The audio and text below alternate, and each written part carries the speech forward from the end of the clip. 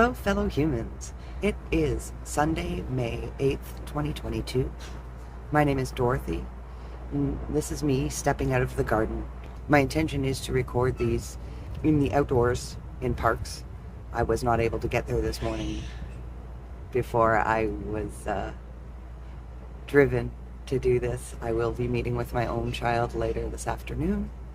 It's Mother's Day. Happy Mother's Day to all who deserve the accolades.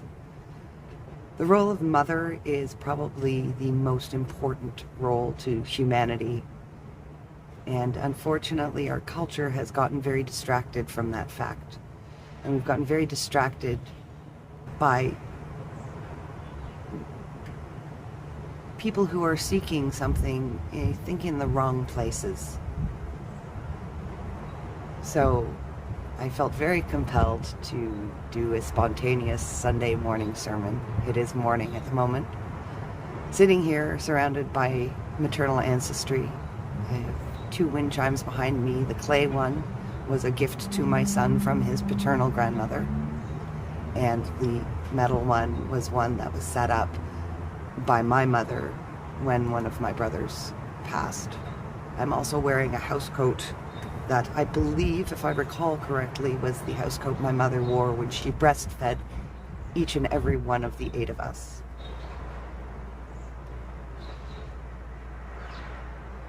Today I'm here to share with you my thoughts on how we're mothering or how we're not. How somehow that incredibly vital role to humanity has all but been erased. Do I believe that people should have choice to live their lives as they wish? Yeah, we all should. I have to tell you, through my parenting my son, primarily as a single mother,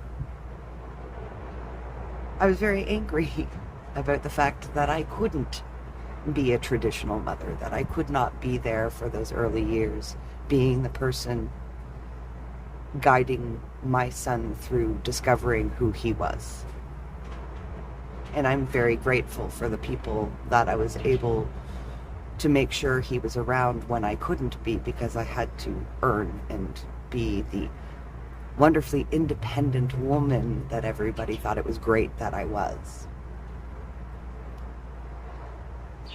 And we're at a point now with all of this where we're really, honestly, seriously damaging our children. We've forgotten about everything we learned about early developmental childhood psychology.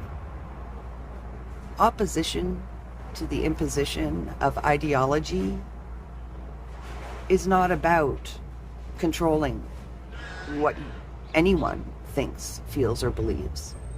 It's about protecting children from having those thoughts and beliefs and behaviors imposed on them before they have any ability to have a say in it. I'm giving this Sunday morning sermon and sharing it with you all as a mother who is desperately petrified for our children right now. Moderate, average, everyday people who are busy in their lives haven't been paying attention, and I will admit, neither was I. I had no idea how far gone this is. But some of the things that legally can be done to children in my country disturbs me. And we all really have to start considering what is actually happening to children, whether you have them or not, because they are our future. I know a lot of people from my generation who didn't have kids who are very frustrated with the current generations because they weren't paying attention to what was happening to kids because they didn't have any and it wasn't on their radar. Well, we all have to get it on our radar because we all know where we are. And yeah, it's hard to look in the mirror and say, wait a second, guys, we've screwed up a lot. The road to hell is paved with good intentions. Good intentions that don't receive the care that they need to be properly manifest. As I was saying, the road to hell is paved with good intentions. It's unfortunate that at the beginning of the real civil rights movements, they all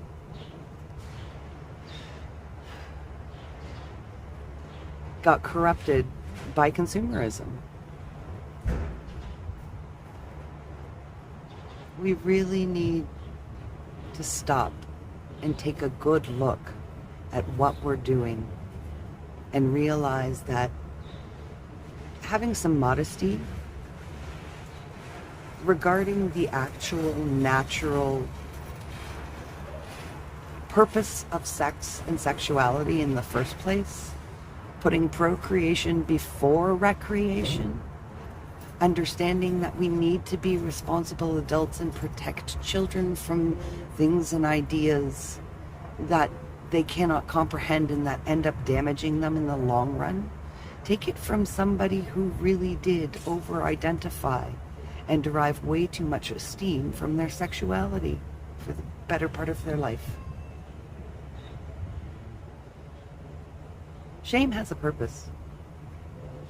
You don't have to be shameful, but you don't have to be shameless either. And that's kind of where we've gotten.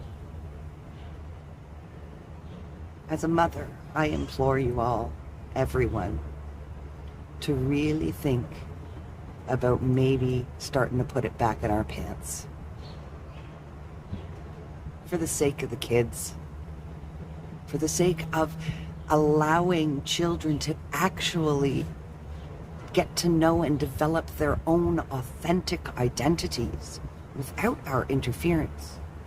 With our loving, nurturing, compassionate guidance towards wholeness,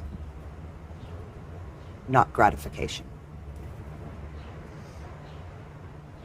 And with that, I'm going to thank you very, very much for listening to this mother's plea for our kids. Have a wonderful day.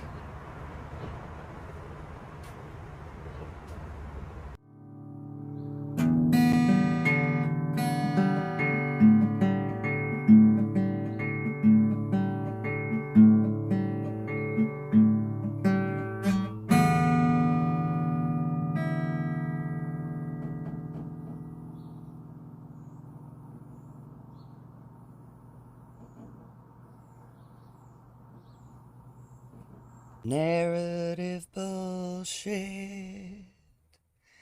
It's propaganda.